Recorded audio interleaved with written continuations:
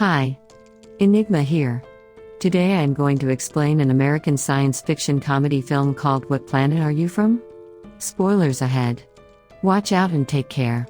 The movie begins on a planet far away from Earth that holds only a male population.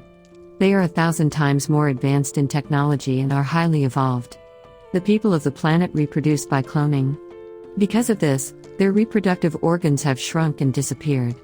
The lack of females has caused men to evolve into emotionless creatures. With each succeeding generation, the inhabitants of the planet are growing more ambitious to rule the entire universe. Currently, they are planning to take over the Earth. The ruler of the planet, Graydon, plans to breed a human-alien hybrid to use them for his good. For this, they train their finest men to go to the Earth, woo a lady, and impregnate her. In the training, they are taught how to flirt and have sexual intercourse. The leader stresses them to compliment a woman's scent and her shoes, which is sure to land them a date. After days of training, they choose the best flirt of their kind, H14496, for the mission to Earth. He is going to be known as Harold Anderson. The leader asks Harold to be careful because no matter the training, the people on Earth are unpredictable. Before he sets off for Earth, they attach him with an artificial appendage that will help him have sexual intercourse. On Earth, an airplane is in the air flying to Phoenix, Arizona. All of a sudden, the pilots notice something flying towards them at great speed. Moments later, the mysterious force crashes onto the plane and makes it move aggressively. The said forces were Harold and Graydon, who have now entered the plane through its toilet. They make fun of Earth's backward technology and revise everything about the mission one last time. Graydon wishes Harold luck and flushes himself off the plane. Following that, Harold gets out and immediately starts to flirt with the air hostess. Most of the passengers are shaken by the turbulence they just faced, so the woman thinks it is weird that the man is hitting on her. She angrily asks him to take a seat. Harold sits beside a crying woman who is traumatized by the incident. He compliments her shoes and her smell but gets no positive response. He realizes that the mission is not going to be easy, but he is determined to get someone impregnated. After the plane has landed, an employee of the FAA, Roland Jones, is called to inspect the cause of the heavy turbulence. He has been working in the FAA for years and believes that all undefined activities that happen on the plane are either caused by a flock of birds or by a drunk crew. He is then handed a video that a passenger took when they hit turbulence. Somewhere else, Harold gets off the plane and starts to hit on every woman he sees. When a woman bends over, his crotch starts to make a whirring noise. He figures that the artificial organ has a defect that whenever it is turned on, it starts to make noise. The woman runs away after hearing the vibration coming from his pants. Following that, Harold goes to the bank he is supposed to work at. He has already been hired because of Graydon's influence. A co-worker, Perry Gordon, befriends him and teaches him the ins and outs of the bank. He also introduces Harold to the office manager and his girlfriend Rita. Then, Harold meets his boss, who claims he is also seeing Rita. Somewhere else, Roland watches the video from the airplane, and for the first time in his life, he cannot explain what caused the turbulence. The challenge excites him and he makes it his mission to solve the mystery. After work, Barry brings Harold to a strip club to get him a girl. They meet a sex worker, Cheryl, who agrees to spend the night with him. Harold is beyond excited, but Cheryl is weirded by the loud whirring sound from his crotch.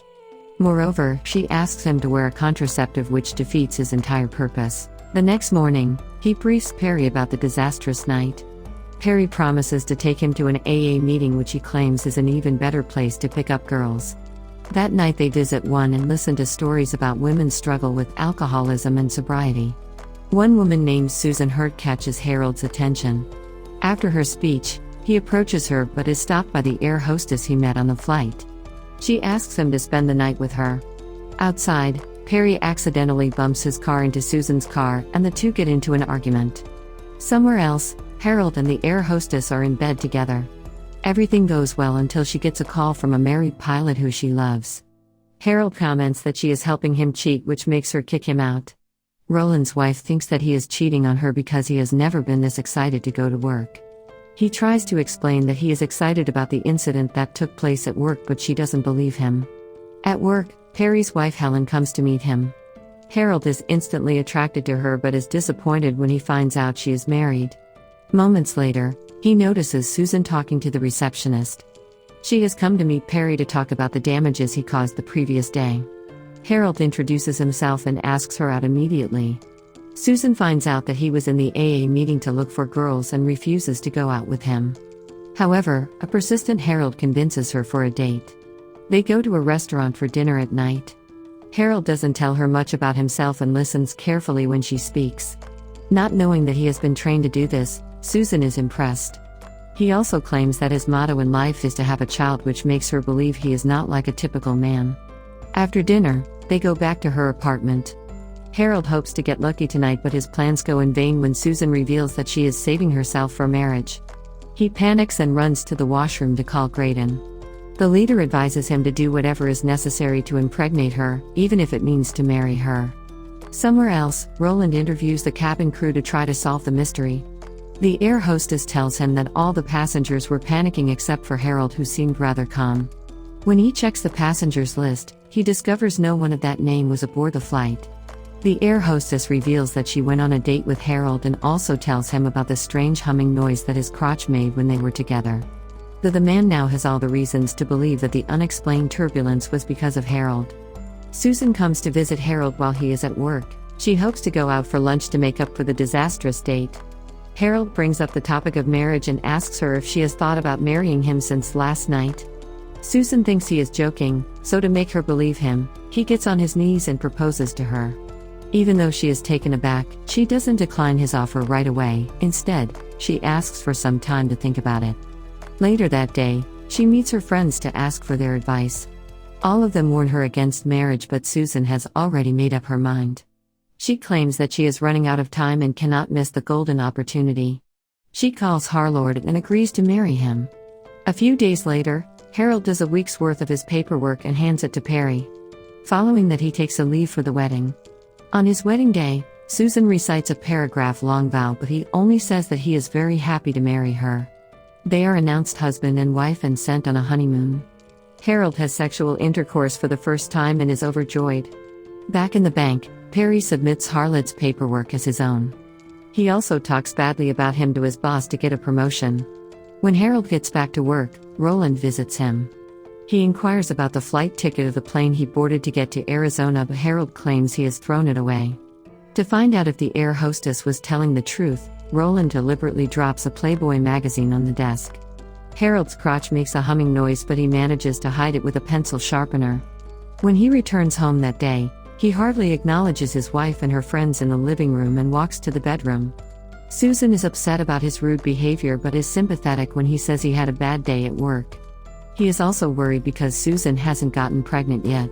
She assumes that because of her history of alcoholism, she cannot have a child.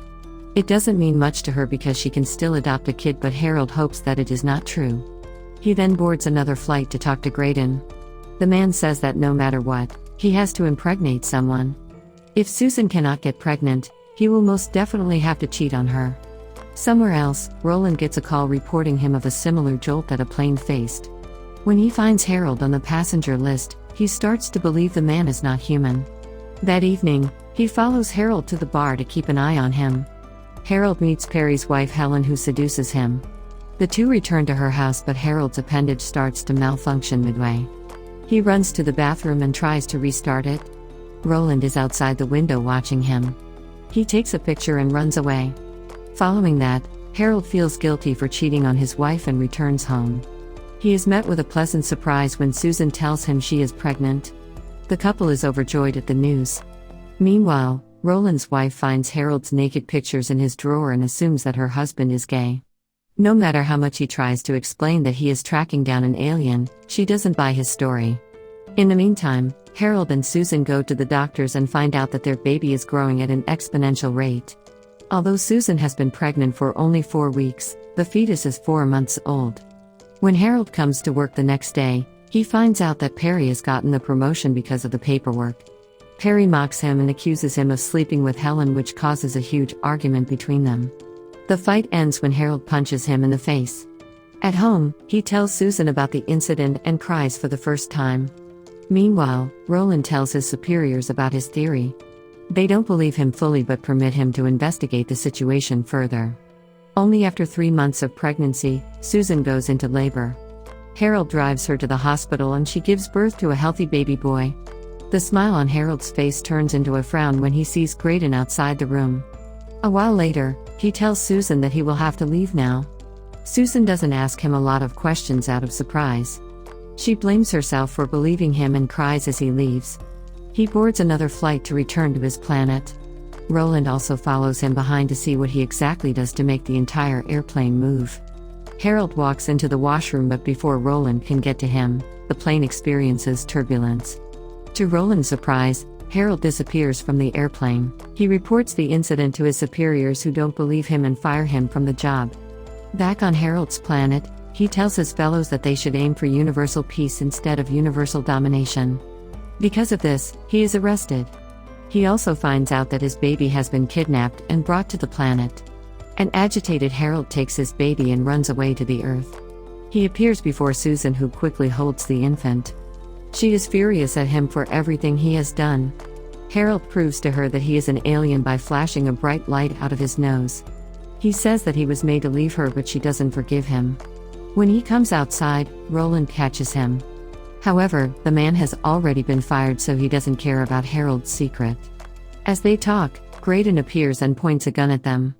But Roland shoots him dead because he can do any harm. Moments later, Susan runs outside and says that she loves him. The two reconcile and share a passionate kiss. In the following scene, the couple is renewing their vows in a tower. After the ceremony, Harold tells her that he has been selected as the new leader of their planet. He plans to commute to stay closer to his family. Subscribe for more videos like this, turn on the notification, and leave a like to help the channel out. Thank you for watching.